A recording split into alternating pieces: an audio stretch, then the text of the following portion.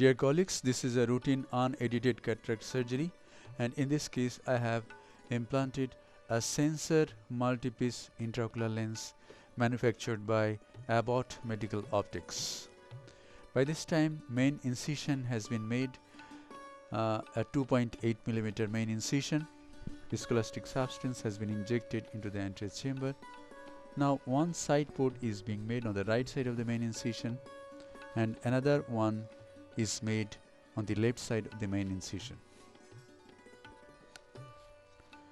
So one main incision and two side port incisions have been made by this time. Now anterior capsule is incised and the capsular flap is raised.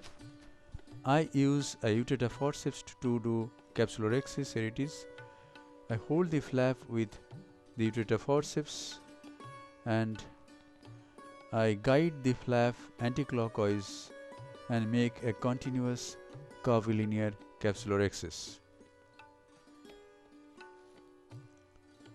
The capsulorhexis is done, and now hydrodissection is done. I pass BSS, balanced salt solution, between the capsule and the rest of the lens matter with a 27 gauge cannula. Here it is. I do hydrodelineation also, and in this case a golden ring has formed. A nice golden ring has formed because of hydrodelineation. Viscoelastic substance is injected again, and now is the time to go into the eye with the tip of the Phaco handpiece. The titanium tip of the Phaco handpiece is embedded into the nucleus. Here it is embedded into the nucleus, and the nucleus is chopped. The nucleus has been chopped into two halves. It is again chopped at another place.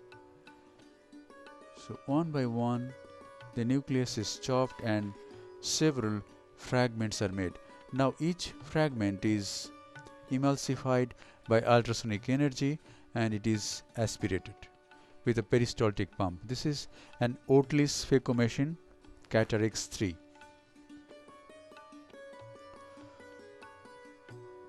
The left hand instrument brings the fragments in front of the Phaco tip and it is emulsified and taken out.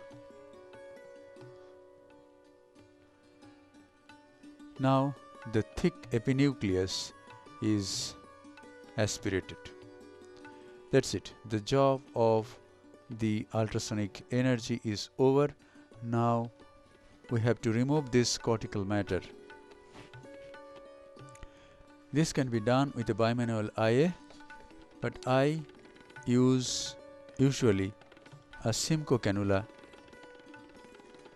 a 23 gauge very slender Simcoe cannula. Here it is.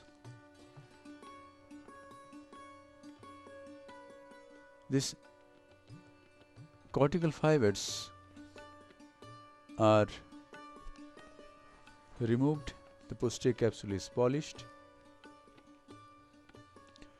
The subincisional cortical matter is removed, introducing the Simcoe through the side ports.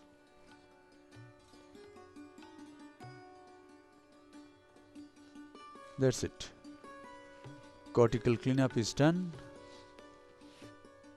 Now, in this case, since we have selected a multipiece intraocular lens, this multipiece intraocular lenses I implant under viscoelastic substance, and I usually increase the incision to about 3 mm, a little bit. So the 2.8 mm incision has been increased to 3 mm. Now this is the lens. This is the Sensar Multipiece lens. It is placed in the cartridge and it is gently folded inside the cartridge. Now it is placed and it is pushed forward with a plunger. Now let us see what happens when we implant the intraocular lens.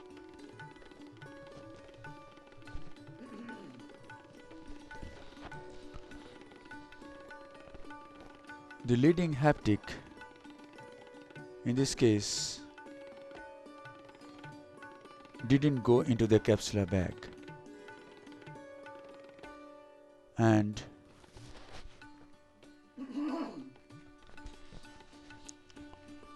the trailing haptic also didn't go into the capsular bag.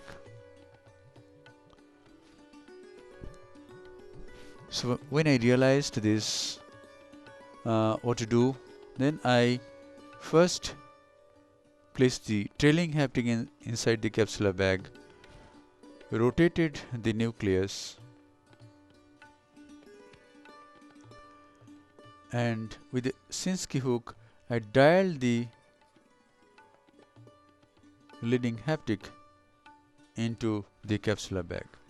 Now the optic as well as haptics are inside the capsular bag. Now some white material is sticking to the lens. It is flashed out.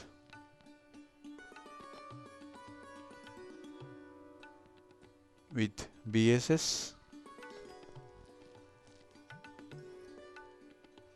Sometimes this white material is more in some lenses, in this case it was less.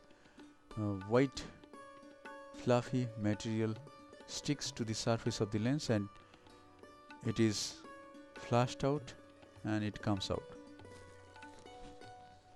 This is another wash with the irrigating probe of bimanual.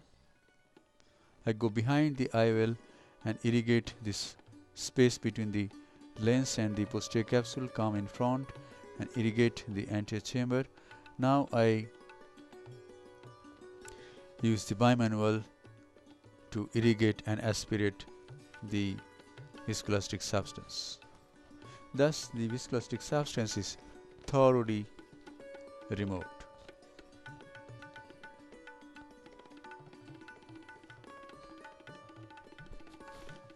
Now moxifloxacin is injected into the anterior chamber. I do moxi lavage. I inject moxifloxacin and at the end I wash it out. The side ports are hydrated and a final wash under higher magnification is made.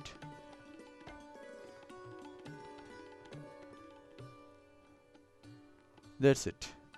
So in this case we have implanted a multi-piece intraocular lens. I find that it is better to increase the incision to 3 mm in case of multi-piece intraocular lenses. Thank you very much for watching. I hope this video will be useful in your practice.